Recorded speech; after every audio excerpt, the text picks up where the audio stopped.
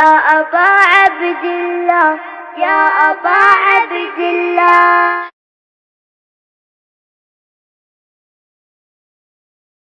لا قوة إلا بالله العلي العظيم. حسبنا الله ونعم الوكيل، نعم المولى ونعم النصير. أعوذ بالله من الشيطان الرجيم. بسم الله الرحمن الرحيم. الحمد لله الذي يؤمن الخائفين وينجي الصالحين ويضع المستكبرين ويهلك ملوكا ويستخلف آخرين. والصلاة والسلام على رسول الثقلين محبوب رب المشرقين والمغربين جد الحسن والحسين نبينا سيدنا أبي القاسم محمد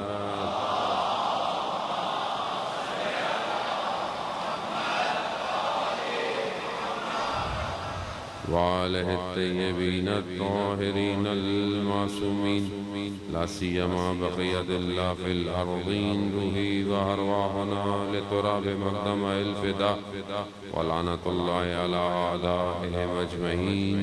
بسم الله الرحمن الرحيم. رب اشرح لي صدري ويسر لي أمري واحلل عقدة من لساني يفقهوا قولي.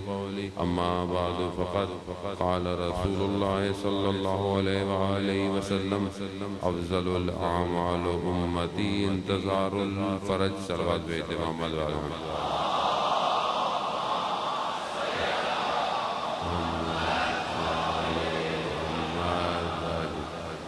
عزاداران شہید الشہداء، ایام عزا ہے ماہ محرم، اور اسی سلسلے کی بہرحال یہ ایک مجلس جو ہے وہ آپ کے درمیان توفیق ہو رہی ہے، اور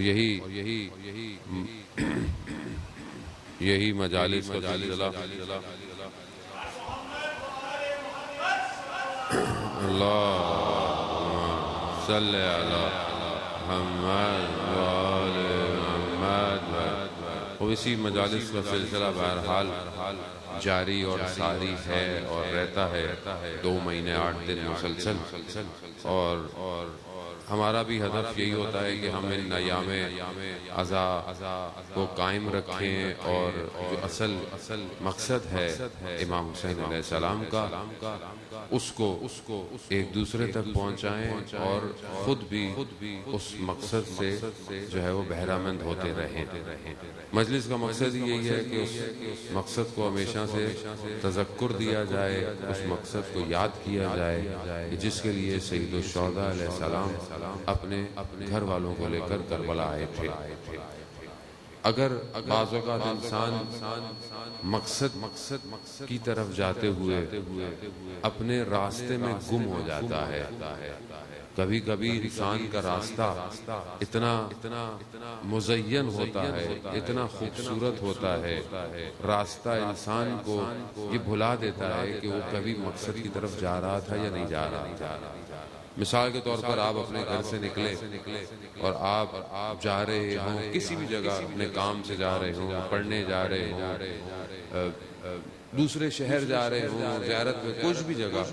اب آپ گھر سے نکلے اور راستہ جو ہے وہ آپ کا ہدف نہیں ہے، وسیلہ ہے مقصد تک، لیکن راستے میں بہت اچھی جگہ ہو، بڑے آرام کی جگہ ہو، اچھا کھانا پینا ہو، استراحت ہو، درخت ہوں، باغ ہوں، تو آپ وہاں رک جائیں اور وہاں بولیں کتنی اچھی جگہ ہے، کتنے اچھے پھل ہیں، کتنی اچھی ہوائیں آ رہی ہیں.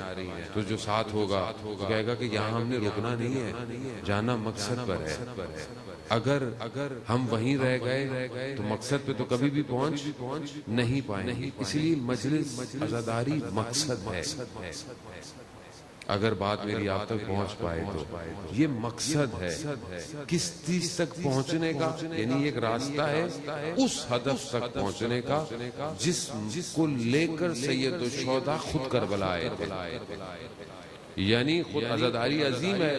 عزاداری کو قائم کرنا، عزاداری کو برپا کرنا، مجلس کو قائم کرنا، ذکر، ماتم، جلوس، یہ سب امپورٹنٹ ہے. کیوں امپورٹنٹ ہے؟ کیونکہ یہ ایک ہدف کی طرف لے کے جاتا ہے، ایک منزل کی طرف. لیکن اگر یہ مجلس، یہ ماتم، یہ عزاداری، یہ جلوس، یہ مرثیے، یہ نوحے، یہ سب کچھ اگر اس مقصد تک نہ لے کے جا رہے ہوں، اب آپ بولیں مولانا کون سا مقصد ہے کہ نہیں جا رہے ہم لوگ؟ ایسی کون سی جگہ ہے؟ مقصد کیا ہے؟ ہدف کیا ہے؟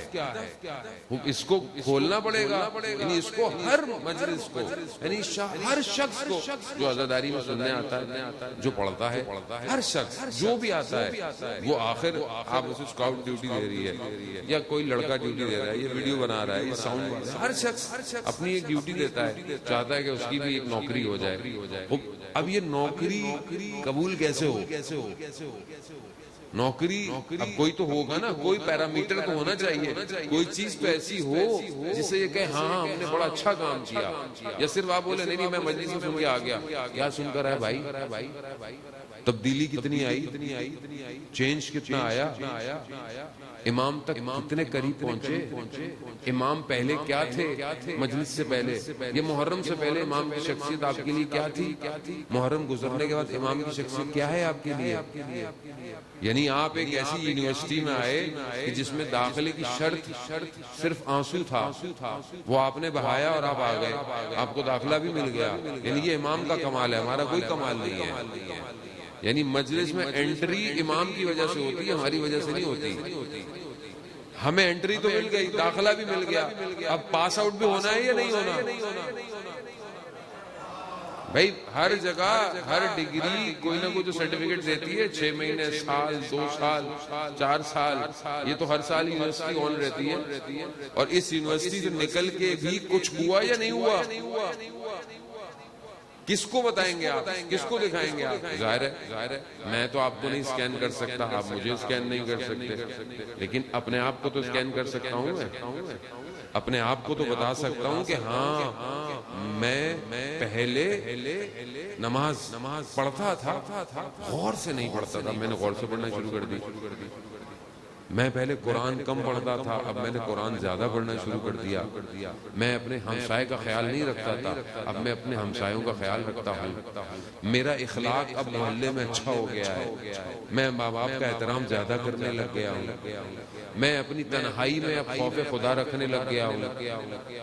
میں اپنی تعلیم میں بہتر پڑھنے لگ گیا ہوں کیونکہ میں امام کا انتظار کر رہا ہوں. خوب یعنی میں نے آپ تھوڑا شارٹ کٹ اور بڑی جلدی، کیونکہ وقت بالکل نہیں ہے، تھوڑا ہم ویسے ہی لیٹ ہو گئے ہیں اور ظاہر ہے کہیں اور بھی بہت دور دوسری مجلس بھی ہے. لیکن بہرحال عزیزان محترم میں بہت تیزی سے آپ کو یہ جم کر کے فوراً آپ کو رزلٹ کی طرف لے کے جا رہے ہیں. لیکن بہرحال تھوڑی سی آپ کے ذہنوں کی جو ہے وہ مجھے ایک نقطہ جو ہے وہ اپنی طرف چاہیے ہوگا کہ دیکھیں یہ جو ایگزٹ ہے، یہ جو خروج ہے، یہ خروج ضروری ہے کہ نہیں ہے؟ ہر چیز ایگزٹ مانگتی ہے. ہر دنیا کی آفس ہو گیا، ٹریننگ سینٹر ہو گیا، کچھ بھی ہو گیا، وہ یہ کہتا ہے کہ بھائی اس کا اینڈ پروڈکٹ کیا ہے؟ یہ جو آپ نے کمپنی کھولی ہے، یہ تو آپ نے ایک چیز جو کر رہی ہے، جو بھی ہے، یہ جو آرگنائزیشن ہے، یہ جو اتنا بڑا سیٹ اپ ہے پوری دنیا کا کہ پہلی محرم سے شروع ہوتا ہے اور 2 مہینے 8 دن رہتا ہے، یہ بہت بڑا سیٹ اپ ہے دنیا کا، یہ کسی کے پاس نہیں ہے. اسی سیٹ اپ سے گھبراہٹ تو ہے جو آج کل نظر آ رہی ہے دائیں بائیں. اسی اصل سیٹ اپ سے گھبراہٹ ہے اور کچھ نہیں، ورنہ ساری چیزیں وہی ہیں جو پرانی تھی، کو نہیں تو کوئی بھی چیز نہیں ہے. بھائی دیکھیں بات وہی ہے کہ احترام واجب ہے، سب ہم کرتے بھی ہیں، ہم تو پوری خیال کرتے ہیں احترام کا. اب ہر صفوں کے اندر اچھے برے لوگ ہر جگہ ہوتے ہیں، اور ہم تو پہلے بھی کہتے تھے کہ بھائی اپنی صفوں کا خیال رکھو. ادھر سے لوگ پلانٹ ہوئے ہوئے ہیں جو دور اندیش نہ ہو. مومن کی جو ڈیفینیشن ہے نا، وہ ہم ایک دوسرے کو دیکھ کے نہ لیا کریں. مومن کی ڈیفینیشن لینی ہے نا تو نہج البلاغہ سے. مومن کے لیے جب امام خود فرما رہے ہیں کہ مومن کو بہت انٹیلیجنٹ ہونا چاہیے، با بصیرت ہونا چاہیے، مومن سادہ نہیں چاہیے۔ ہم اتنے سادے بن گئے کہ دوسرے شخص نے تشیع قبول کیا، یعنی مثال کے طور پر شیعہ ہو گیا، بھائی ابھی شیعہ ہو گیا ہے، اب شیعہ ہو گیا آ گیا، اب میں آپ کو بتاؤں گا وہاں کیا ہوتا تھا، یہاں بھائی ہمیں پتہ ہے، اور ہم بھی خوش ہوتے رہے ساری زندگی۔ جو باتیں ہمارے بچوں کو بھی پتہ ہے وہ شخص اب جب ہمیں ممبر پہ آگے بتاتا ہے، جو نیا نیا شیعہ ہوتا ہے، ہم بھی کہتے ہیں دیکھو واہ واہ واہ واہ واہ، کروا لی نا واہ واہ، ہو گئی واہ واہ، کس ڈگر پہ لے آئے قوم کو واہ واہ کرتے کرتے۔ جب مراجع اکرام کہہ رہے ہیں اتنے سالوں سے کہ اہل سنت تمہارے بھائی نہیں تمہارے نفس ہیں، ان کے مقدسات کا احترام کرو، تو بھائی احترام کرو، لیکن جو مسلمات ہیں، جو عقیدہ اس کو نہیں چھوڑو۔ کس نے کہا تمہیں چھوڑنے کو؟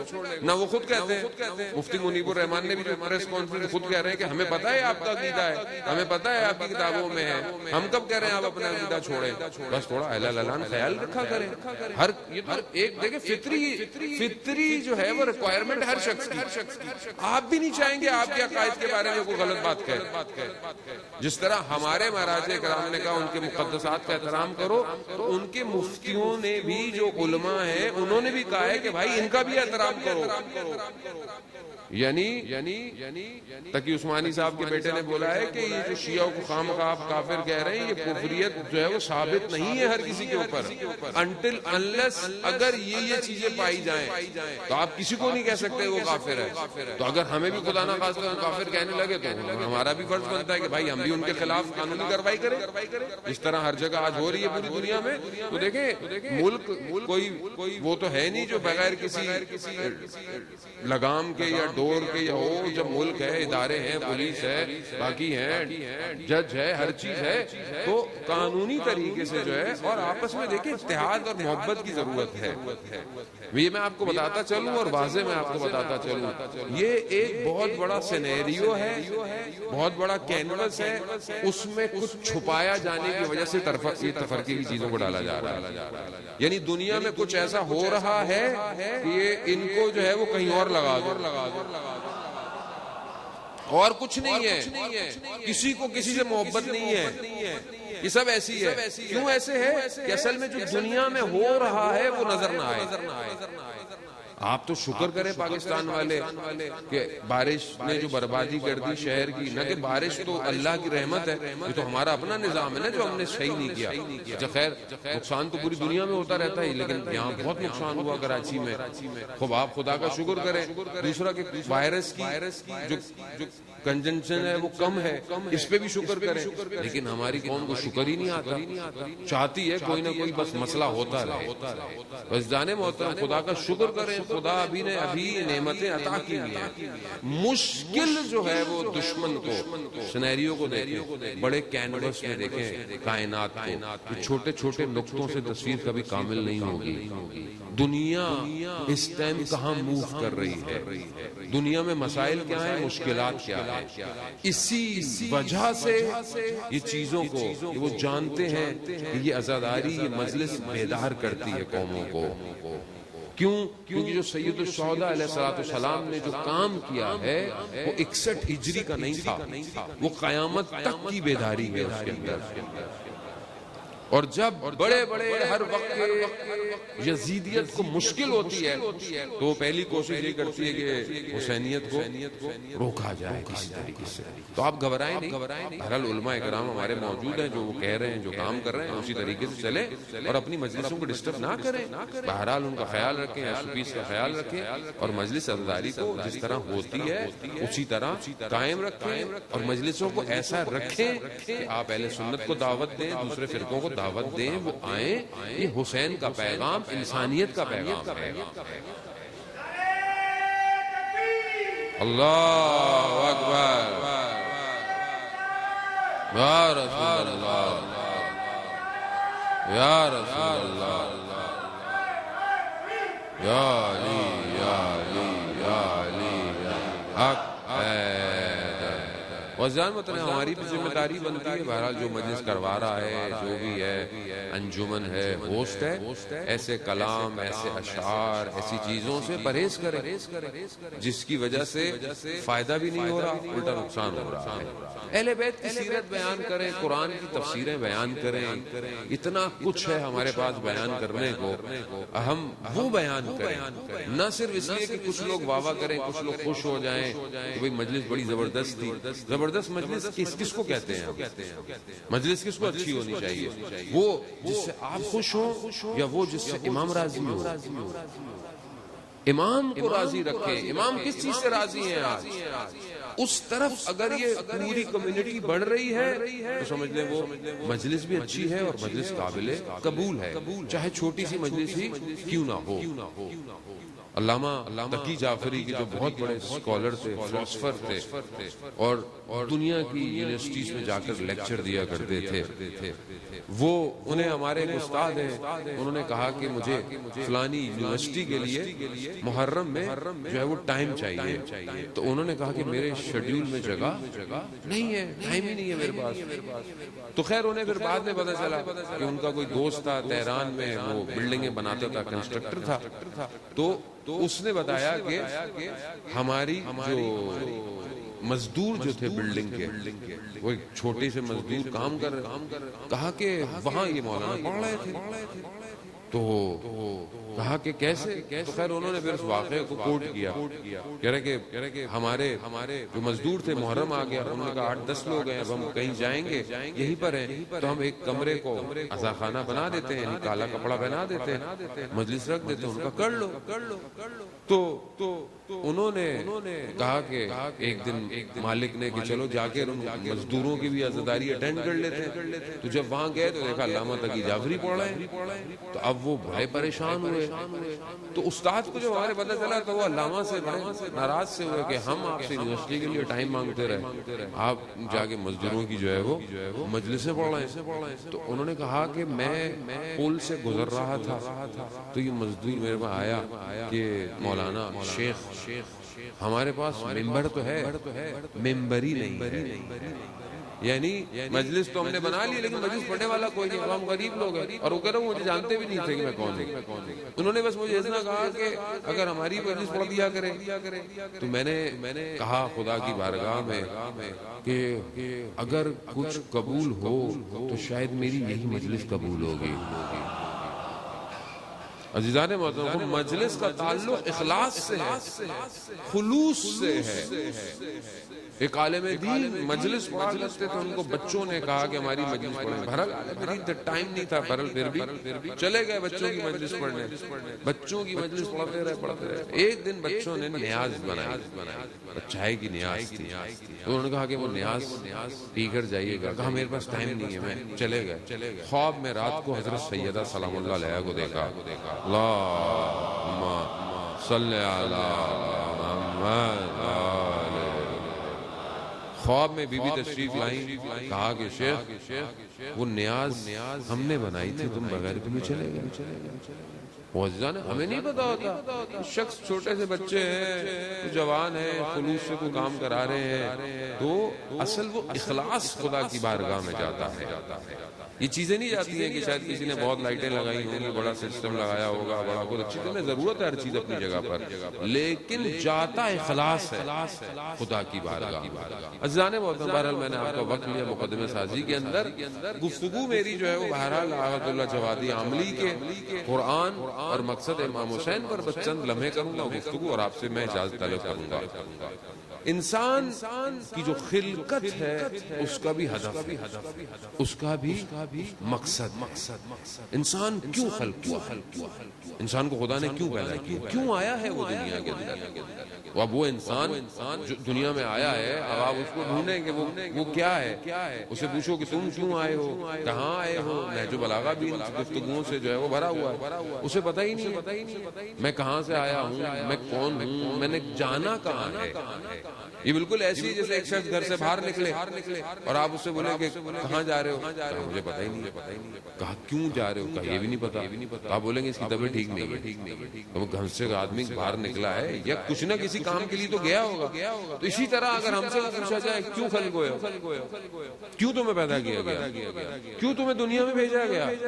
آپ بولے مجھے پتہ ہی نہیں. ہر شخص اگر آپ اپنی ایک انسان کی نگاہ سے دیکھیں نا، مثلا آپ روڈوں کو دیکھیں، سڑکوں کو دیکھیں، یا اپنے شہر کو دیکھیں، کہیں آپ دیکھے گا ٹھیلے ہیں، ٹریفک ہے، عجیب. ہر آدمی اپنی ذات میں ایک الگ مخلوق ہے آپ کو. اسی طرح اگر یہی کیمرہ اٹھائیں آپ دنیا میں کہیں اور لے جائیں، وہاں پہ بھی آپ دیکھیں، وہاں پہ بھی ایک مخلوق ہے، ایک دنیا ہے. شاید الگ قانون ہو، الگ طریقے ہوں، الگ چل دنیا میں آپ جاتے رہے، ایک ہی وجود انسان دنیا میں مختلف جگہوں پر وہ اپنے آپ کو ڈھونڈ رہا ہے کہ وہ آیا کیوں ہے اس دنیا میں. اسی تلاش میں وہ خود گم ہو گیا. اسے کسی مقصد کے لیے خلق کیا گیا تھا، یہ ایک مقصد کے لیے خلق ہوا ہے، لیکن یہ کیا کر رہا ہے؟ یہ اپنے مقصد کو بھول گیا. بلکہ روایات کیا کہتی ہیں؟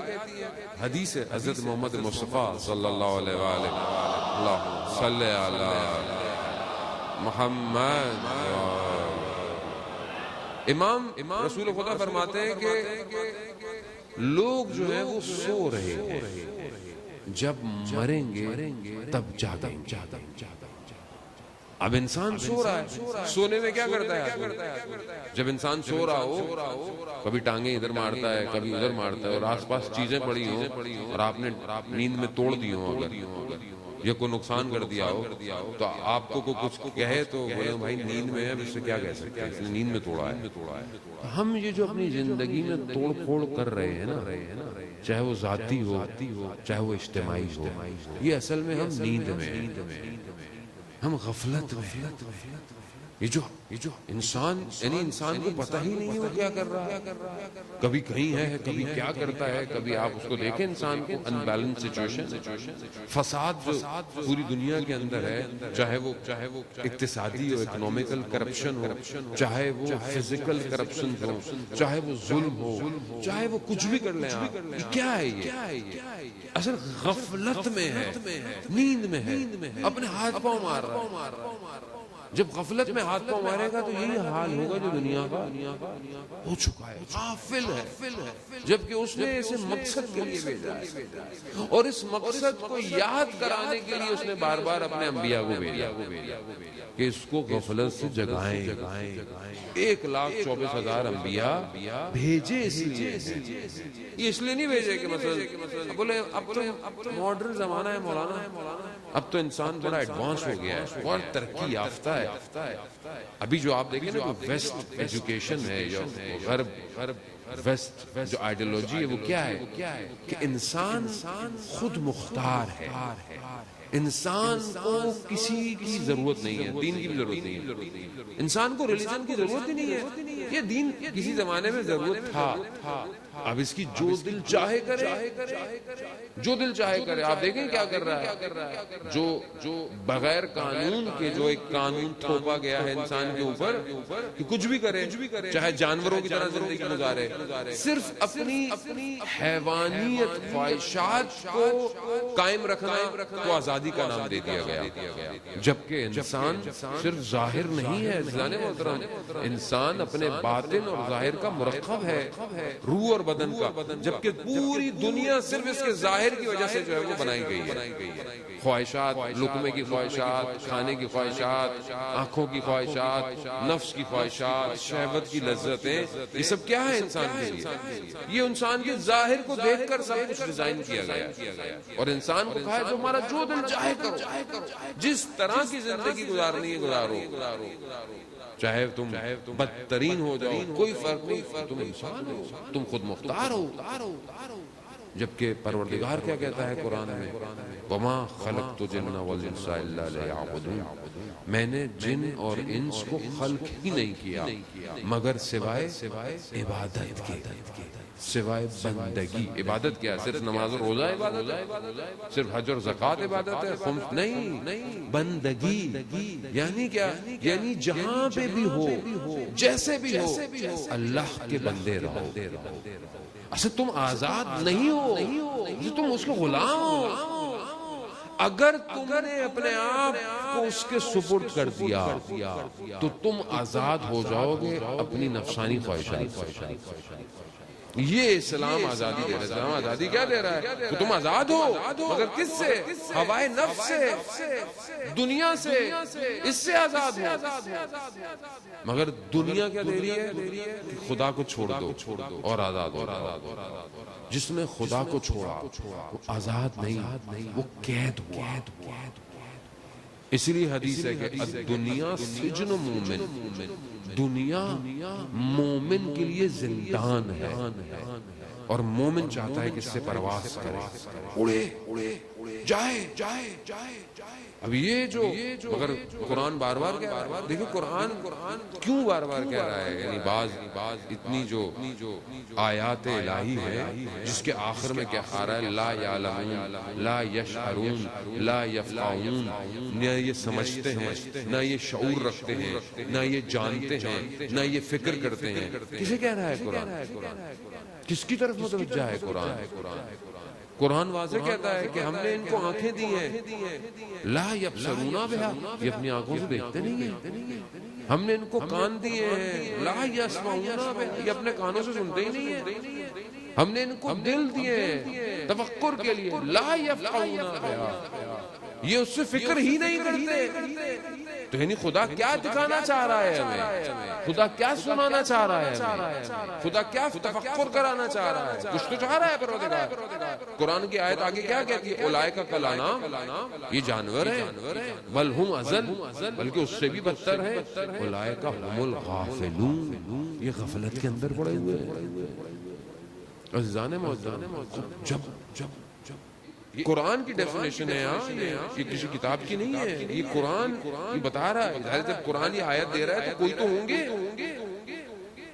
اور جب کوئی شخص نہ پوری امت اگر غافل ہو جائے، پوری امت اگر غفلت میں پڑ جائے، اسے دکھائی نہ دے، اسے سنائی نہ دے، تو آپ کیا کہیں گے؟ نابینا ہے؟ نہیں، آنکھوں پہ پردے پڑ گئے، دلوں پہ تالے پڑ گئے، محل آ گیا ہے. تو پھر اب اس بیداری کو کون دے گا انہیں؟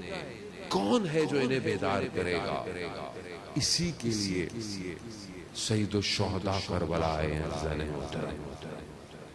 اسی بیداری کے لیے، اسی مقصد کو یاد کرانے اور ایسی کربلا قائم کی کہ قیامت تک جب بھی قومیں ظلمت کے اندھیروں میں ڈوبیں گی، تاریکی اور جہالت میں ڈوبیں گی، ان الحسین مصباح الہدی وسفینۃ النجاۃ. یہ ہے حسین. اس کو اپنی زندگی میں دیکھیں. مجلس میں ہوتا کیا ہے کہ جب مولانا کچھ بات پڑھتے ہیں تو ہر شخص سوچ رہا ہوتا ہے کسی اور کے لیے، اس لیے ہم تبدیل نہیں ہوتے. یعنی جب ہم کوئی چیز سن رہے ہوتے ہیں نا کہ مولانا کو بات کر رہے ہیں، تو پہلی بات تو مولانا کو اپنے لیے بھی کرنی چاہیے. سیدھی سی بات ہے، پہلا درس اپنے آپ کو دے، دوسرا بہرحال لوگوں تک پہنچائے. لیکن لوگ جو سنتے ہیں نا مجلس میں، مسئلہ پتہ کیا ہوتا ہے؟ اپنی جو ریسیونگ اینڈ ہوتا ہے نا، جیسے موبائل کی سگنل ہے، ہر آپ کا اپنا بھی موبائل میں ایک میموری کارڈ بھی ہوگا، ٹھیک ہے نا. اب ہمارا کیا ہوتا ہے کہ ہم مجلس میں اپنا میموری کارڈ فل کر کے بیٹھتے ہیں. کیوں فل کرتے ہیں؟ کیونکہ ہمیں تو سب پتہ ہے، ہمیں تو سب آتا ہے، ہم تو بس آئے ہیں مجلس میں. اب یہ جو مولانا سنا رہے ہیں نا، یہ دوسرے میموری کارڈ کے لیے، ہمارے لیے نہیں.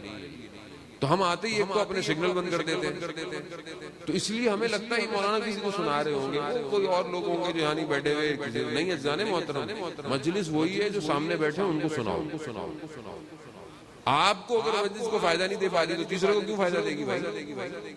خرچہ آپ نے کیا، فرش ازا آپ نے بچھائی، سسٹم آپ نے کیا، لفافہ بھی آپ ہی مولوی کو دے رہے ہیں، سب کچھ آپ دے رہے ہیں. مجلس مولانا کی جوڑ کو سناتے ہیں اور آپ بھی واہ واہ واہ کر کے گھر چلے جاتے ہیں. بھائی اپنے لیے مجلس سننا کرے. یہ ساری باتیں اپنے لیے ہیں. میں غفلت میں ہوں، میں غافل ہوں، دوسروں کو میں کیوں کہہ رہا ہوں؟ کیوں میری آنکھ بابصیرت نہیں ہے؟ کیوں میری آنکھ نہیں دیکھتی ہے جو دیکھنا چاہیے؟ کیوں میرا دل روشن نہیں ہے؟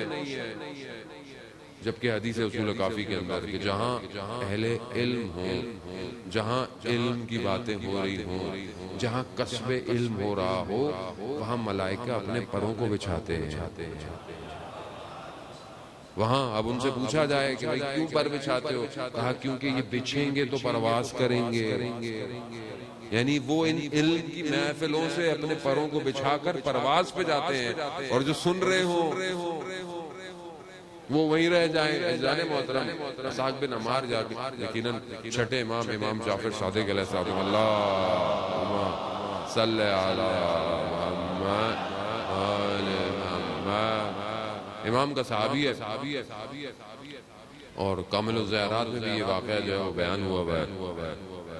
کہتا ہے کہ میں سید الشہداء علیہ السلام کے حرم میں گیا، اور میں نے اچانک سے دیکھا کہ ہزاروں کی تعداد میں کوئی نورانی چہرے آئے ہیں اور حرم کی زیارت کر رہے ہیں، اور اتنا زیادہ تھا کہ میں آگے جا ہی نہیں پایا، اور میں پھر سجدے میں چلا گیا، اور جیسے ہی سجدہ طولانی کر میں اٹھا تو میں نے دیکھا کوئی بھی نہیں، خالی ہے۔ تو میں نے یہ جا کے بات جو ہے وہ چھٹے امام کی خدمت میں عرض کی کہ مولا ایسے ایسے حرم میں ہوا میرے ساتھ۔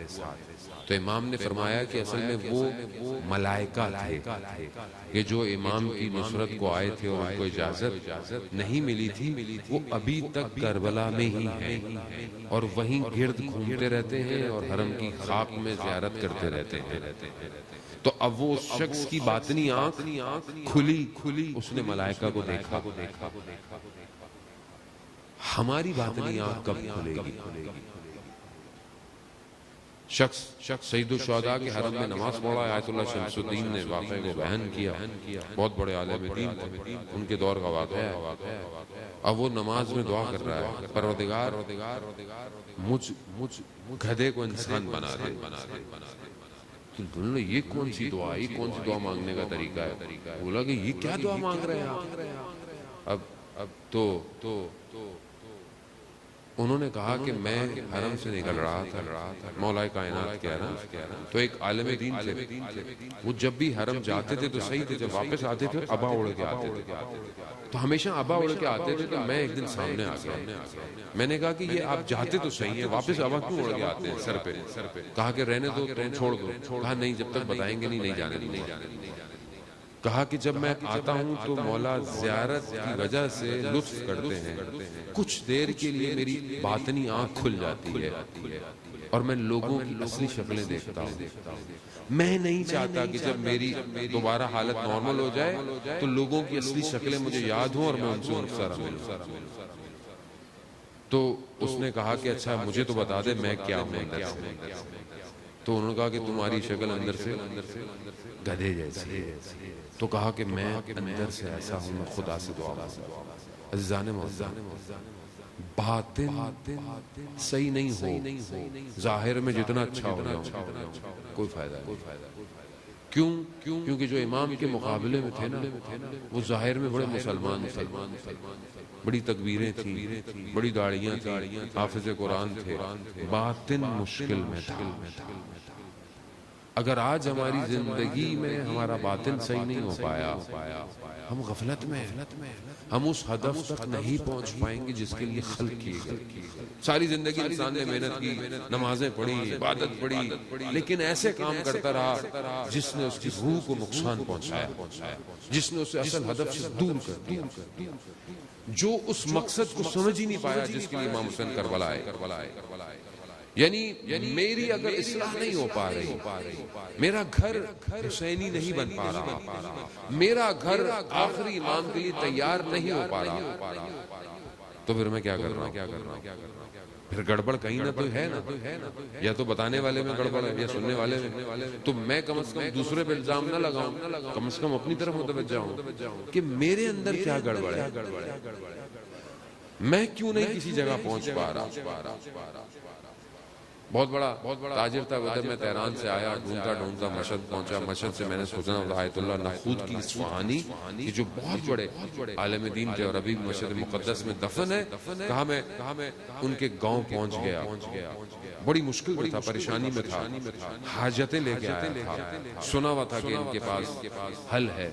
تو دیکھا وہ اپنے باغ میں بیٹھے ہوئے نارمل لباس میں. تو میں نے کہا کہ آقا مشکل میں ہوں. کہا کیا؟ کہا روزگار چاہتا ہوں، کاروبار، لیکن آبرومند ہو، عزت والا کام ہو. تو انہوں نے کہا نماز اول وقت پڑھو، نماز اول وقت پڑھو. کہا میں نے کہا کہ شادی کرنا چاہتا ہوں، اچھی رشتہ ہو. کہا نماز اول وقت پڑھو. کہا تیسرا کہ میں حج کرنا چاہتا ہوں. کہا نماز اول وقت پڑھو.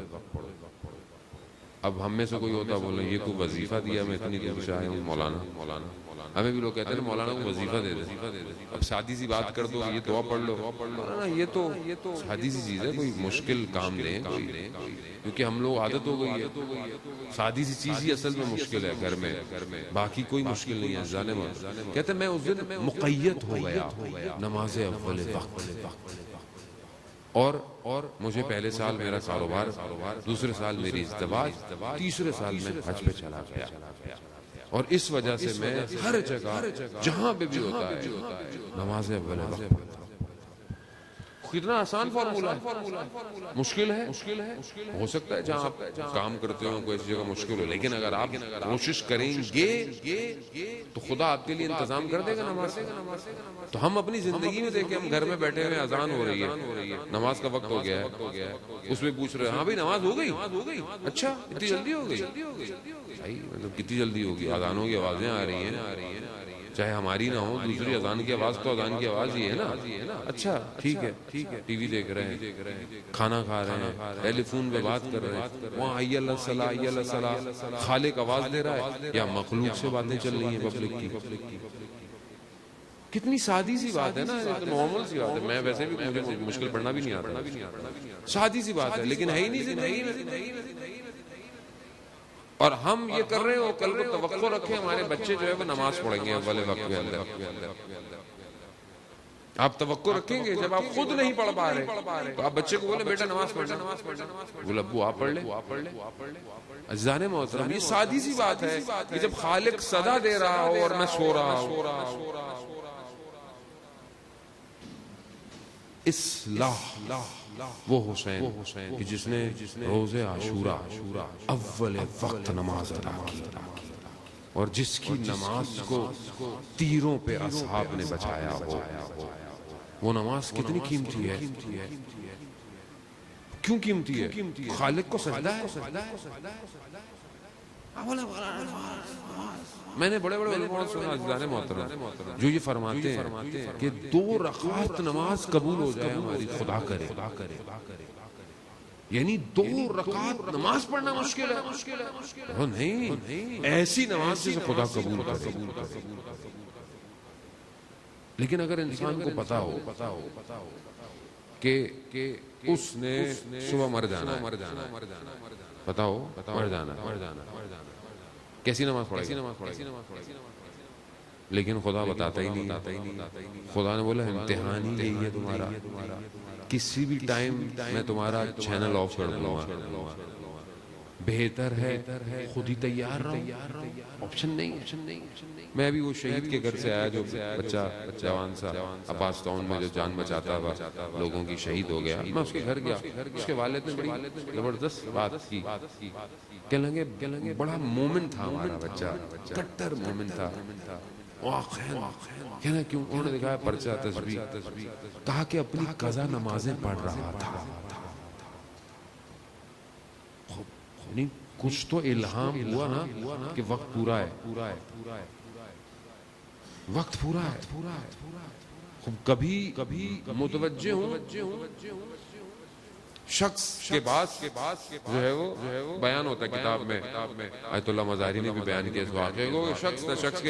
شخص کو جو ہے وہ ملک الموت کہا کہ دیکھو ابھی ایسا کرو کہ مجھے آنے سے پہلے تھوڑا بتا دینا کہ میں اپنا حساب کتاب کر لوں. کہا ٹھیک ہے. وقت گزر گیا. آ گیا. کہا کیوں؟ کہا بس وقت پورا ہو گیا. کہا میں نے تو کہا تھا تھوڑا پہلے آ کے بتا دینا. کہا آیا تھا. کہا کہاں؟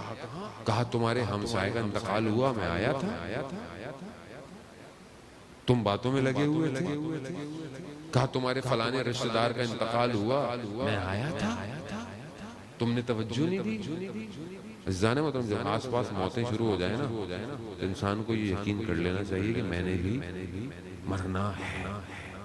میں جو کندھے دے رہا ہوں میرا بھی کندھا دے گا. قبر کو خود روشن کرنا ہے، کوئی نہیں کرے گا. یہ کیونکہ یہ دنیا ہدف نہیں ہے جسے ہم ہدف سمجھ رہے ہیں. یہ دنیا ہدف نہیں ہے. مولا متقیان حضرت علی ابن ابی طالب علیہ السلام، اللہ صلی علی محمد آل محمد، خود امام فرماتے ہیں کہ دنیا جو ہے وہ مہمان سرا ہے، ان مسافر خانہ ہے. مسافر خانے میں دل نہیں لگایا جاتا. دنیا ویسی ہے، پوری دنیا ویسی ہے. یہ جو دنیا پروردگار نے خلق کی ہے، جانے محترم، دو ہی چیزیں ہیں. ایک یہ انسان ہے، ایک یہ عالم ہے. انسان اور عالم یعنی جہان، یہ دنیا، یہ جو ہستی شناسی ہے، یہ جو یونیورس ہے. انسان اور یہ دو چیزیں، ان دو چیزوں کا رابطہ اصل میں ڈھونڈنا ہے. یہ جو انسان پروردگار نے اتنی جو کہکشاں بنا دی، سورج چاند ستارے بنا دیے، سیارے بنا دیے، ملکی وے بنا دیا، یہ اور یہ انسان کیا ہے؟ آیا یہ سب انسان کے لیے یا انسان ان کے لیے ہے؟ جبکہ حدیث قدسی ہے، پروردگار کہتا ہے کہ میں نے ساری چیزوں کو، اے انسان بنی آدم تیرے لیے خلق کیا مگر تجھے اپنے لیے خلق کیا. اس رابطے کو پہچاننا ہے. جانے محترم، ہم گم ہو گئے ہیں اصل میں. ہم نے اسی دنیا کو اپنی زندگی کا مقصد سمجھ لیا، جبکہ یہ راستہ ہے. دنیا مزرعہ الآخرہ، دنیا آخرت کی کھیتی ہے. اور اگر یہ کھیتی کو ہدف بنا کٹے گی وہیں، اور موت ختم تھوڑی کرتی ہے انسان کو. کیا بولے موت آ گئی ختم ہو جاؤں گا، فنا ہو جاؤں گا؟ نہیں عزیزان محترم، موت تو منتقل کر رہی ہے. اصل زندگی وہی ہے. یہاں پر جو چیزیں ظہور نہیں کر پا رہی اصل وہاں ظہور کریں گی. وہاں پتہ چلے گا کہ سید الشہداء کون ہے، سردار اہل الجنہ. وہاں پتہ چلے گا جنت کیا ہے. جو خدا کہہ رہا ہے میں نے تمہیں زمین میں یہ دیا، وہ خدا قرآن میں کہہ رہا ہے میں تمہارے لیے آخرت میں جو فرش کو پھیلاؤں گا وہ جنت ہوگی. اصل ہدف وہ ہے، اصل مقصد وہی ہے. خب یہاں مشکلات ہیں، یہاں سختیاں ہیں. اگر یہاں سب کچھ کھول دیا جائے تو پھر امتحان کیسے؟ اگر جو ہے وہ سب کچھ پہلے ہی بتا دیا جائے، ٹیچر پہلے دن بتا دے کہ یہی پیپر آئے گا، تو یہ بچہ پڑھے گا کیسے؟ یہ محنت کیسے کرے گا؟ خدا نے نظام ایسی بنایا ہے. میں نے مجھول رکھا ہے تمہارے لیے. چیزیں دے دی، عقل دے دی، دین دے دیا، شریعت دے دی، اپنے نمائندے بھیج دیے تمہارے درمیان میں. اب تمہاری اپنی مرضی ہے، جہاں جانا جاؤ. اب اگر زبردستی خدا پکڑ کے لائے تو پھر خدا تو جبر کر رہا ہے. خدا نے کہا نہیں، لا جبر لا تفریط، نہ میں جبر کروں گا نہ چھوڑوں گا. درمیانی حالت ہے. اب یہ درمیانی حالت میں ہے، کمال وہی ہے جو سمجھ جائے. عزیزان محترم، سب کچھ پروردگار کا ہے. ان اللہ علی کل شیء قدیر، سب کچھ پہ احاطہ اسی کا ہے. عالم وہی ہے، خبیر وہی، سب کچھ وہی جانتا ہے. جب سب کچھ اس کا ہے، میں بھی اس کا، دنیا بھی اسی کی، آخرت بھی اسی کی، مالک یوم الدین بھی وہی ہے. تو پھر میری مرضیاں میری کیوں ہیں؟ اسی لیے ہجرت کی رات مولا کائنات نے اپنی مرضیوں کا فیصلہ کر لیا. قرآن کہتا ہے نا کہ نفسوں اور مرضیوں کو بیچ دیا خدا کو. اب جو خدا کی مرضی ہے وہی علی کی مرضی ہے. تو ان کے ماننے والوں کو کیا کرنا چاہیے تھا؟ نہیں مولانا یہ آیت تو ہم نے اس لیے پڑھنا ہے کہ ہم نعرہ ماریں گے، ہم گھر چلے جائیں گے. ولایت کسے کہتے ہیں؟ اطاعت کو، جن کا مولا اپنے نفسوں کو خدا کو بیچ دے تو ان کے ماننے والوں کو کیا کرنا چاہیے؟ کوشش تو کرنی چاہیے نا کہ اپنی کچھ تو خدا کو بیچوں، کچھ تو اپنا خدا کو بیچوں، کوئی تنہائی، کوئی رات ہی کو خدا کو بیچ دو۔ ملا ناراکی بیان کرتے ہیں کہ جنید بغدادی جو تھا وہ مر گیا، جو عالم تھا مر گیا، خواب میں آیا، میں نے اس سے پوچھا کہ کس چیز نے بچایا، کیا کام آیا اس عالم میں؟ کہا کوئی بھی چیز کام نہیں آئی سوائے نماز شب کے، تہجد کی نماز کے علاوہ کوئی چیز کام نہیں۔ کہا کیوں؟ کہا وہی خلوت کا وقت خدا سے گفتگو کرنا مجھے بچا کے لے گیا۔ کیا ہے میرے ہاتھ میں؟ کیا ہے؟ کچھ دے رہا ہوں میں خدا کو یا نہیں دے رہا؟ کیا دے رہا ہوں میں خدا کو؟ عزیزان محترم سمجھنے کی کوشش کریں، وقت بہرحال بہت تیزی سے آگے کی طرف چڑھا گیا، محدود ہے زندگی، یاد رکھیے، لیکن مومن ہوشیار، غفلت نہیں، جنگ جاری ہے، جنگ جاری ہے، جنگ کے اندر اپنا کردار ادا کرنا۔ جنگ ابھی جو ہے وہ کیا ہے؟ سائبر وار ہے۔ اس سائبر وار کے اندر ہمیں اپنا کردار ادا کرنا ہے۔ کیسے کردار کریں گے؟ کیسے بنیں گے؟ دو طریقے ہیں، یا تو اس سائبر وار میں یا ہم ہار جائیں یا پھر ہم جیت جائیں۔ کیوں؟ کیونکہ یہ جو آج موبائل یا ٹیبلٹ، یہ ساری چیزیں جو ہمارے ہاتھ میں آ گئی ہیں، یہ ہماری ٹچ پر ہے، ہماری ٹچ پر ہے۔ اب یہ ایک ٹچ خدا کی طرف بھی لے کے جا سکتا ہے، شیطان کی طرف بھی لے کے جا سکتا ہے۔ اب اپنے نفسوں کو جو تنہائی میں ہے، جو خلوت میں، کوئی نہیں دیکھ رہا، پہلے گھر میں ٹی وی ہوتا تھا، پوری گھر والے دیکھتے تھے، جب انسان عوام میں، پبلک میں بیٹھا ہو تو غلط بات کہتے ہوئے بھی شرم آتا ہے، لیکن ابھی تو تنہائی اور خلوت ہے، اکیلا بیٹھا ہوا دیکھ رہا ہوں، کوئی بھی نہیں دیکھ رہا، نہ شوہر کو پتا بیوی کیا دیکھ رہی، نہ بیوی کو پتا شوہر کیا دیکھ رہا ہے۔ یہ جو آج فساد معاشرے میں ہوا ہے، یہ کبھی تاریخ میں نہیں ہوا تھا عزیزان محترم۔ چار دیواریوں کی حرمت کو توڑ دیا ہے سوشل میڈیا نے۔ ویسے کہنے کو تو یہ فیس بک کی دیوار ہے، لیکن گھر کی دیواریں گر چکی ہیں، ہر چیز باہر ہے۔ کسی کو نہیں پتا بیٹی کس سے بات کر رہی ہے رات کو، کسی کو نہیں پتا۔ کس طرح بچائیں گے اپنے آپ؟ کیسے بچائیں گے اپنے آپ سے؟ یعنی جب تک آپ اپنے آپ کا سودا خدا کے ساتھ نہیں کریں گے، نہیں بچ سکتے۔ کیوں؟ کیونکہ کوئی بھی نہیں دیکھ رہا سوائے خدا کے۔ یہ بچے بیٹھے ہوئے، جوان بیٹھے ہوئے، جو گیم کھیلتے ہیں، یہ جو چیزیں استعمال کرتے ہیں، کہنے کو کیا نوحے سن رہے ہیں، مجلس سن رہے ہیں، برابر میں کچھ اور آ جاتا ہے۔ آپ کو پتا ہے فیس بک جو لوگ یوز کرتے ہیں، یہ ہمارے کسی رشتہ دار نے تو بنایا نہیں ہے، جس نے بنایا اس کا اپنا ہدف ہے۔ وہ کتنا ہمارے نسلوں کو برباد کر رہا ہے، وہ کتنا انسان کے سائیکولوجیکل ڈس آرڈر کو کریٹ کر رہا ہے، وہ کتنا ذہنی مریض بنا رہا ہے۔ آپ دیکھیں آج معاشرے میں ڈپریشن، آج معاشرے میں طلاق، آج معاشرے میں برائی، سب کیوں ہے؟ کیونکہ حدود ٹوٹ چکے ہیں۔ ایک ٹچ پر انسان اپنے نفس کا سودا کر رہا ہے، ایک ٹچ پہ، ایک تصویر پہ، جبکہ مولا کائنات کیا فرماتے ہیں؟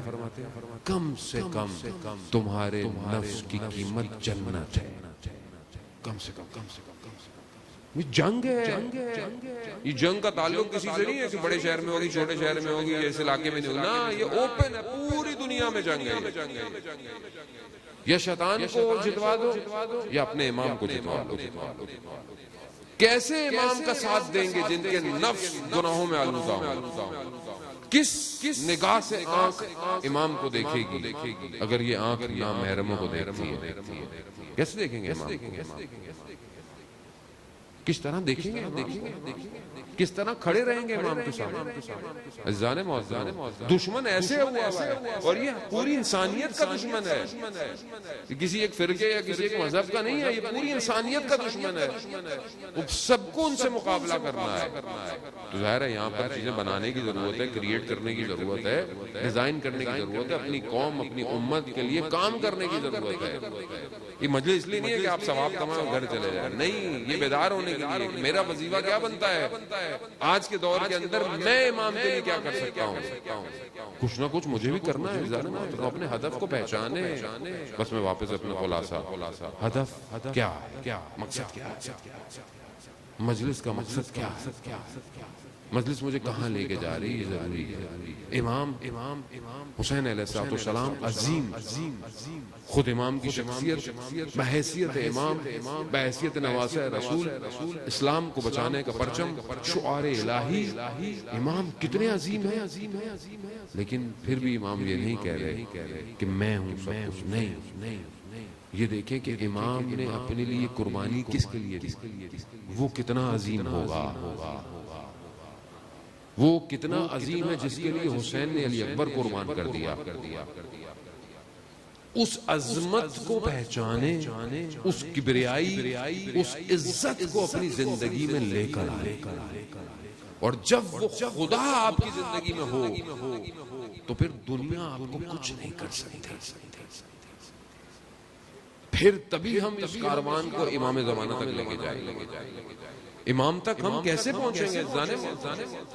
امام تک پہنچنے کے لیے بہرحال صلاحیت چاہیے, شخصیت چاہیے. آیت اللہ مشتبہ تہرانی کہتے ہیں کہ عبد الکریم جو وہ شخص تھا جو کفاش تھا یا پینا دوست تھا, تھے عالم سادے سے, لیکن اپنی زندگی چلانے کے لیے یہ کام کرتے تھے دکان کی. اور بڑے بڑے علماء ان کی دکان پہ آ کر اس لیے بیٹھتے تھے کہ شاید دکان پہ امام زمانہ سے ملاقات ہو جائے. سادہ سا شخص ہے, کہا انہوں نے میرے باپ کو نبات دی تھی, میرے والد کو نبات جو یا مصری کی طرح جو ایران میں ہوتی ہے چائے میں ملائی جاتی ہے زعفرانی, وہ دی تھی. میرے والد نے اس کا ایک ذرہ میرے دہان میں ڈالا تھا جس کی وجہ سے یہ علم باہر نکل رہا ہے, کیونکہ امام نے وہ عنایت کی تھی. کہا وہ عبد الکریم کے واقعے بہت مشہور ہیں, اور ایک ان کا واقعہ بہت مشہور ہے جو امام سے ملاقات کا ہے کہ وہ کرائے کے گھر میں رہتے تھے. مالک مکان نے بولا کہ بس 10 دن ہے, گھر ڈھونڈ لو ورنہ گھر خالی کرو. 10 دن تک بیچارے کو گھر نہیں ملا, غریب تھے ظاہر. تو اپنے گھر والوں کو بولا کہ سامان اٹھاؤ. کہا گھر مل گیا؟ کہا نہیں. تو کہا پھر کیسے جا رہے ہیں؟ کہا کیونکہ 10 دن کا وقت دیا ہے, اب یہ جو ہے وہ نہ اس پہ نماز ہو پائے گی نہ اس پہ کوئی اور کام ہو جائے گا. کیوں؟ کیونکہ مالک راضی نہیں ہے. یا ہم دنیا میں لوگوں کا مال اتنا ہڑپ کر لیتے ہیں, ہمیں خوف ہی نہیں ہے کسی چیز کا. مومن کا مال کھا رہا ہے, کسی کا مال کھا لیا. وہاں وہ کہہ رہے ہیں کہ نماز راضی نہیں ہے, شخص راضی نہیں ہے, نماز نہیں ہونے والی وہاں پہ. آپ سوچیں, دین بہت ضروری ہے عزیزان محترم. یہ دین کے مسائل کو جاننا یہ ائمہ کی طرف سے پہلا اصول تھا زندگی کا. تفقہ فی دین پہ تفقہ تو کرو, دین کے مسائل تو یاد رکھو. اتنا آپ کو آرام سے آن لائن ہو گیا, ویب سائٹ ہو گئی ہے, سب ہو گیا ہے, اب تو جاننا ضروری ہے. اب آپ یہ نہیں کہہ سکتے کل کو ہمیں مولانا پتہ نہیں تھا, یا اللہ کو بولے ہمیں پتہ نہیں تھا, سب پتہ تھا. ویسے تو واٹس ایپ بہت پڑھتے رہتے تھے, کوئی دین بھی پڑھ لیتے تھوڑا سا. تو کہا کہ نماز نہیں ہوگی. نکل آئے گھر سے باہر, اپنا سامان نکال کے گلی میں رکھ دیا, اور دل میں سے تھوڑے سے ہوئے امام کی طرف. کہا مولا کیسا گھر نہیں ہے؟ تو کیا دیکھا کہ امام تشریف لے آئے, امام حاضر ہوئے. تو کہا عبد الکریم کیوں پریشان ہو رہے ہو؟ کہا مولا آپ کو کیا بتاؤ. کہا ہو جائے گا, مشکل حل ہو جائے گی. کہا مولا, اور بڑا انہوں نے اس طرح کہا, یعنی آپ دیکھیں امام سے کتنے قریب تھے. کہا مولا آپ کو کیا پتا کرائے کے گھر پہ رہنا. آپ سوچیں, ایک اور عالم دین تھے, کہہ رہے میں جب تہران آیا میرے پاس گھر نہیں تھا, میں سیدھا مشہد گیا. میں نے مولا امام کی رضا کی کہا کہ مولا آپ کے جد کربلا آئے, دوسری محرم کو آئے, تیسری کو زمین خریدی, یعنی چند دن بھی امام نے کسی کرائے کی زمین پہ رہنا پسند نہیں کیا. کہا مولا میں کرایہ دار ہوں۔ کہا میں جب واپس پہنچا تو تہران کے بڑے بڑے کاروباری لوگ آئے، کہا آپ کے لیے گھر خریدا ہے۔ تو وہ عبد الکریم نے جب امام کو کہا نا مولا آپ کو کیا پتا کرایہ کا گھر کیا ہوتا ہے، کہا مل جائے گا۔ ایک بہت بڑا کاروباری آدمی تھا، اس کے خواب میں امام رات کو آئے، فلانی گلی میں فلانا گھر ہے، جاؤ خریدو اور اس کی چابی عبد الکریم کو دے کر آؤ۔ وہ اٹھا اور گیا اور کہا کہ گھر بیچنا ہے، کہاں بہت سخت شدید ضرورت میں تھا اور کئی دن سے آخری امام سے توسل کر رہا تھا۔ یعنی آپ یہ سوچیں کہ جس کے مال سے امام نے مکان خریدوایا اس کا مال کتنا پاک ہوگا کہ جسے امام چاہ رہے ہیں کہ میری طرف سے گھر خریدو۔ ہم لوگ کب اپنے مالوں کو پاک کریں گے، کب ہم حق ادا کریں گے؟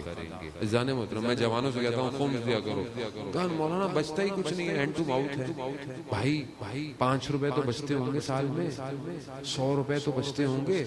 وہ بی بی شتیدہ جو کہ نشا پور کی رہنے والی تھی، اس نے ایک سکہ دیا تھا 7ویں امام کے لیے، امام نے اسی کو قبول کیا تھا۔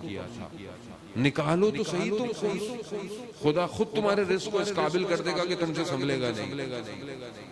عزیزان محترم کو مال کو دیا، جا کے چابی دی اور جا کر امام، ہماری زندگی میں امام کہاں ہے؟ کتنا امام سے گفتگو ہے؟ اصل مقصد ہمارا کیا ہے مجلس؟ اصل صاحب کون ہے؟ اصل مالک کون ہے؟ سازاداری کا کون ہے؟ کون ہے جس کا انبیاء انتظار کرتے رہے؟ کون ہے جس کا سیدہ انتظار کر رہی ہے؟ اصل وہی ہے۔ وہ میری زندگی میں کہاں ہے؟ میرے گھر میں کہاں ہے؟ میری باتوں میں، میرے دسترخوان پہ کبھی یاد کرتا ہوں، کبھی تڑپتا ہوں، کبھی نگاہیں ڈھونڈتی ہیں اسے۔ عزیزان محترم ہم اس کا اللہ بالہدف سے دور ہے، بہت دور۔ آپ نے بڑا حوصلہ دیا اور بڑی محبت سے آپ نے جو ہے وہ مجلس کی سماعت کی، خدا آپ کو اس کا اجر دے۔ عزاداران محترم، یہ کربلا ایک ایسی سرزمین ہے کہ اپنے نام ہی کے اندر ایک کیفیت کو ایجاد کر دیتی ہے۔ ایک عالم دین کہتے ہیں کہ میں بہرحال کشتی پہ سوار تھا، جا رہا تھا تو دریا میں طوفان سا آ گیا، پانی نہر اس طرح ہوئی کہ کشتی کبھی ادھر جاتی تھی کبھی ادھر۔ تو جو ملاح تھا وہ آیا، کیونکہ میں عالم تھا تو اس نے مجھے بولا آپ کے پاس کربلا کی خاک ہے، تربت ہے؟ ہاں۔ کہا مجھے تھوڑی لی اور پانی میں ڈال دی، دریا تھم گیا۔ آپ کو پتا ہے نا کہ کربلا کی خاک جہاں شفا دیتی ہے وہاں سفر میں مسافر کی حفاظت بھی کرتی ہے، اس لیے اپنے سفر میں ہمراہ انسان کے۔ مگر کیا ہے خاک؟ کیا کیا امام حسین نے اس خاک کو کہ اس قابل ہو جائے کہ پروردگار روز عرفہ پہ بعد میں پہلے کربلا پہ تجلی کرتا ہے۔ کس کو دفنایا ہے امام؟ کس کا خون ہے اس مٹی کے اندر؟ ہاں زاداران محترم روز جمعہ ہے اور امام کا ذکر ہوا۔ روز جمعہ آخری امام سے منسوب ہے۔ آج جمعہ کا دن متوقع ظہور کا دن، اور علماء بیان فرماتے ہیں کہ کچھ مصائب ایسے ہیں کہ جس میں امام زمانہ تشریف لاتے ہیں۔ خوب آج ہم بھی جمعہ کا دن ہے، ویسے بھی امام کو دعوت دیں، آئیں۔ کس کا غم، کس کا ایسا غم ہے کہ جس پر وقت کا امام آتا ہے؟ ورنہ سارے غم امام کے لیے غم ہی ہے، مگر کوئی تو خاص غم ہوگا۔ ہاں وہ کوئی اور غم نہیں۔ اس غم کو اگر آپ سننا چاہتے ہیں نا تو چھوٹی بچی کو یاد کریں۔ اسی بچی نے اپنے چچا کو کہا تھا کہ پانی لے کر آؤ،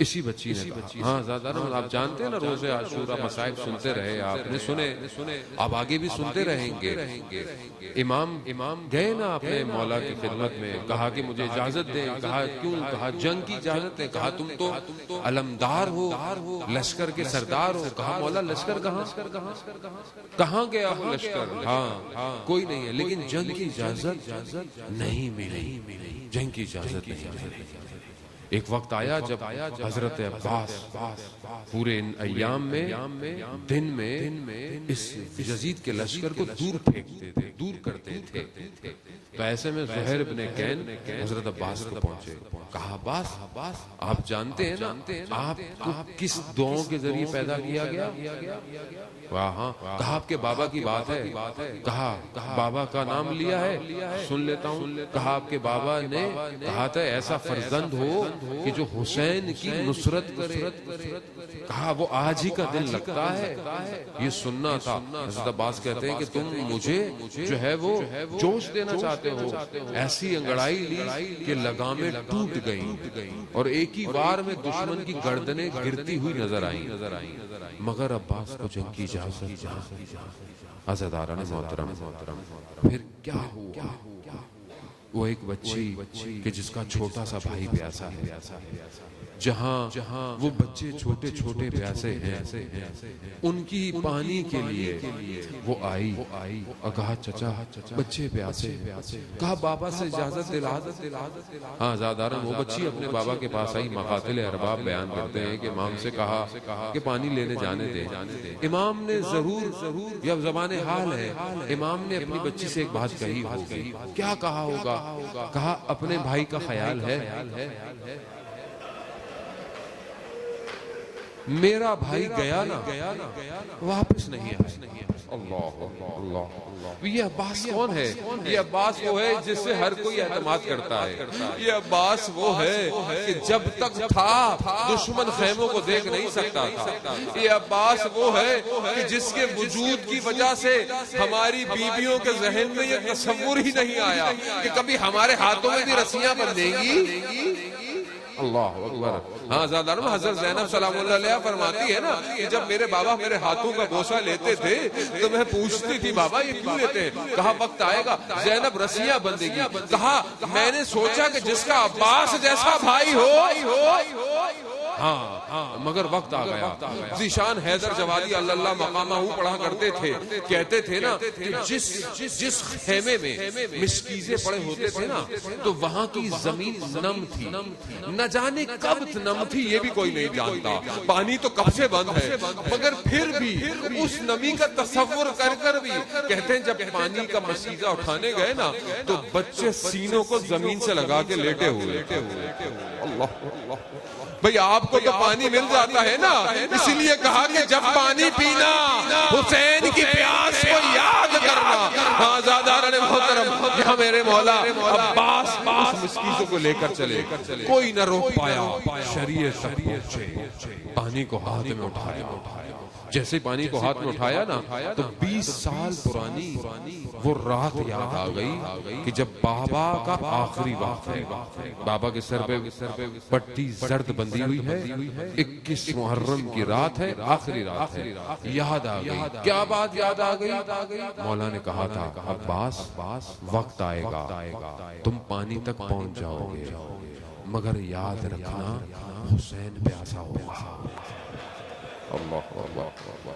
جیسے ہی پانی دیکھا نا پانی کو پانی پہ مار دیا مسکیزہ بھرا امام نے خیموں کی طرف چلنا چاہا اب مقصد کیا ہے ہدف کیا ہے یہ پانی خیموں پہ پہنچ جائے یہ ہدف ہے اور عباس کا کوئی اور ہدف نہیں دشمن نے جب دیکھا نا رک نہیں رہا دایاں بازو شہید بایاں بازو شہید میں نے پڑھ لیا آپ نے سن لیا اللہ اکبر اللہ اکبر علمدار ہے بازو شہید ہو گئے پھر بھی علم کو سنبھالا مسکیزے کو سنبھالا مقتل کہتا ہے اٹھ کر عباس خیموں کو دیکھتے تھے کتنا دور رہ گیا اب یہ خیموں کی طرف جا رہے ہیں. دشمن نے دیکھا یہ کون سی طاقت ہے جو عباس کو روک نہیں پا رہی. ایک نے کہا یہ وہ مشکیزہ ہے. کہا کہ اسی کو ہدف بناؤ. تیر کھینچا گیا, مشکیزے پر پڑا, پانی بہہ گیا. عباس کی امیدیں ختم ہو گئی. عباس کی امید ختم. با وفا ہے نا, بغیر پانی کے نہیں پہنچنا چاہتا. سواری نے رخ موڑ لیا. تیر آیا, آنکھ میں پیوست ہوا. آنکھ میں پیوست ہوا. اب ہاتھ ہو تو تیر نکالے. اسی اسنا میں گرز لگا. عباس زین سے زمین پر آئے. ایک عالم دین پڑھا کرتے تھے, یہ سارا واقعہ پڑھا کرتے تھے. حضرت عباس خواب میں آئے. کہا اے ذاکر تو ہمارا مصائب نہیں پڑھتا. کہا مولا آپ کا مصائب پڑھتا ہوں. کہا نہیں تو نہیں. کہا مولا پڑھتا ہوں, یہ پڑھتا ہوں. کہا تو یہ نہیں پڑھتا کہ ہم زین سے زمین پہ آئے کیسے. ہاں زاداران محترم, جب کوئی گرتا ہے نا تو اپنے ہاتھوں کا سہارا لیتا ہے. ارے میں قربان, عباس ہاتھ نہیں ہے, نہ جانے کس طرح زمین پر آئے. ہاں سلام دیا, اے میرے مولا سلام ہو. مقتل بیان کرتا ہے میرا چوتھا امام کہتا ہے میں نے اپنے بابا کو دیکھا, اپنی کمر پر ہاتھ رکھا, ان کا سارا ظہری, ارے میری کمر ٹوٹ گئی. عباس گئے. ہاں زاداران محترم, نہ جانے حسین کس طرح حضرت عباس کے بدن پر پہنچے. پہلے جب آتے تھے نا تو خیموں پر دھیان نہیں ہوتا تھا. اب ایک نگاہ خیموں پر ہے, ایک نگاہ عباس کے بدن پر. عباس کے بدن پر پہنچ گئے. ہاں آپ نے گریہ کیا, مولا امام زمانہ ہم خطاکار ہیں, ہم گناہگار ہیں, یقیناً ہم اس قابل نہیں. آئے آپ کے چچا عباس کی مجلس ہے, یہ چند پھر کے رہ گئے ہیں, یہ 2 کلمے بس سنتے جائیے گا. یا امام زمانہ ہمیں اپنے چچا عباس کے حرم کی زیارت کروا دیں. سربعید میں بڑا دل بڑا دل تڑپ رہا ہے. یہ برداشت نہیں ہوتا کہ بین الحرمین خالی ہو. امام حسین پہنچے, حضرت عباس کے سر کو اپنے زانوں میں رکھا, خون کو صاف کیا, تکلم ہوئے, گفتگو ہوئی. علماء بیان کرتے ہیں حضرت عباس نے وصیت کی. کیا وصیت کی؟ کہا ایک وصیت کہاں کرتے مولا تھے, درخواست کر سکتے تھے. مولا درخواستی ہے کیا, میرے بدن کو خیموں مت لے کے جائیے گا. علماء بیان کرتے ہیں کیوں کہا عباس نے. کہا اسی لیے کہ عباس باوفا ہے, بغیر پانی کے بدن بھی نہیں جانا چاہتا. علامہ بیان کرتے ہیں نہیں, دوسری وجہ ہے. کہا کیا وجہ ہے؟ کہا عباس جانتا ہے میرا مولا 3 دن کا بھوکا ہے, پیاسا ہے, زخموں سے چور ہے, علی اکبر کا داغ ہے, اور نہ جانے کتنی سختیوں کو برداشت کیے ہے. اب میرے بدن کو کیسے اٹھائے گا؟ اس لیے کہا میرے بدن کو لے کر نہ جائیے گا. آزاداران محترم, اب میرے مولا نے وہ علم اٹھایا اور خود خیموں کی طرف بڑھے. اب بچوں کے اندر بے چینی شروع ہوئی. اب وہ بچی کہتی ہے چچا عباس آ